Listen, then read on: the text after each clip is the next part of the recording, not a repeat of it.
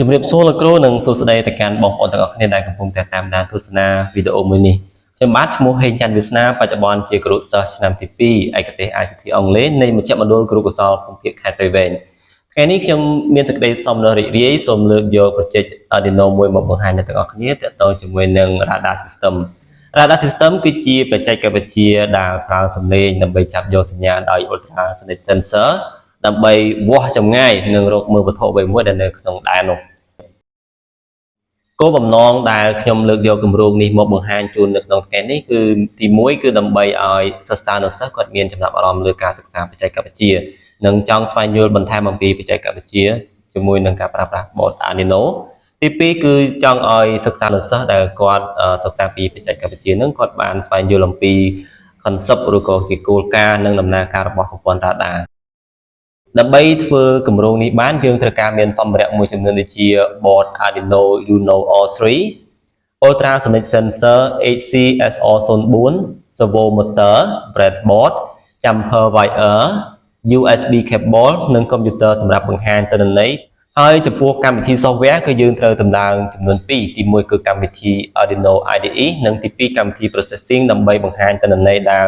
sensor យើងចាប់បានបង្ហាញឲ្យយើងឃើញនៅលើអេក្រង់របស់កុំព្យូទ័រ project នេះដំណើរការនៅពេលដែលមានវត្ថុឬក៏មនុស្សសត្វដែលដើរទៅឆ្លងកាត់ ultrasonic sensor អញ្ចឹង ultrasonic sensor របស់យើងនឹងគឺវាចាប់សញ្ញាឧទាហរណ៍ថាមានមនុស្សកំពុងតែដើរកាត់នៅ ultrasonic sensor របស់យើងអញ្ចឹង ultrasonic sensor វានឹងចាប់សញ្ញាបញ្ជូនទៅកាន់ Arduino board ហើយ Arduino board បញ្ជូនសញ្ញាទៅកាន់កម្មវិធី processing ដើម្បីបង្ហាញនៅលើអេក្រង់អញ្ចឹងនៅពេលដែលមានឧបករណ៍ឬក៏វត្ថុអ្វីមួយឆ្លងកាត់វានឹងបង្ហាញជាសញ្ញាពណ៌ក្រហមបែបនេះនៅលើអេក្រង់កុំព្យូទ័រដើម្បីឲ្យយើងដឹងថាមានសញ្ញាអ្វីមួយកំពុងតែឆ្លងកាត់ហើយសម្រាប់ចំណុចល្អនៃគម្រោង radar system នេះទី1គឺថ្លៃឧបករណ៍ដែលយើងតម្លើងនេះវាមានតម្លៃថោក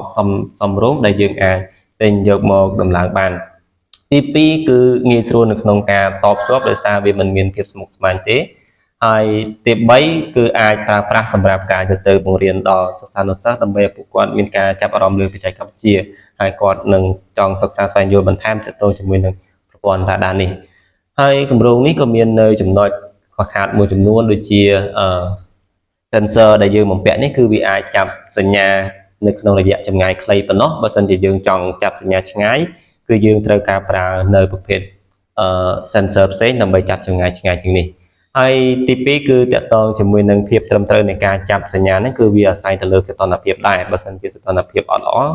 ultrasonic sensor របស់យើងនឹងគឺចាប់សញ្ញាមិនបានច្បាស់នោះទេហើយទី3តកតងជាមួយនឹងសញ្ញាដែល sensor របស់យើងចាប់ទៅវាមិនអាចកំណត់បានថានៅពេលដែលមានរបស់ឬក៏វត្ថុអ្វីមួយឆ្លងកាត់ហ្នឹងវាមិនអាចកំណត់បានថាតើជាអ្វីទេមិនអាចកំណត់ថាជាមនុស្សជាសត្វឬក៏ជាវត្ថុអ្វីមួយនោះទេដើម្បីធ្វើឲ្យគម្រោងនេះកាន់តែប្រសើរឡើងយើងអាចបំពាក់បន្ថែមនៅ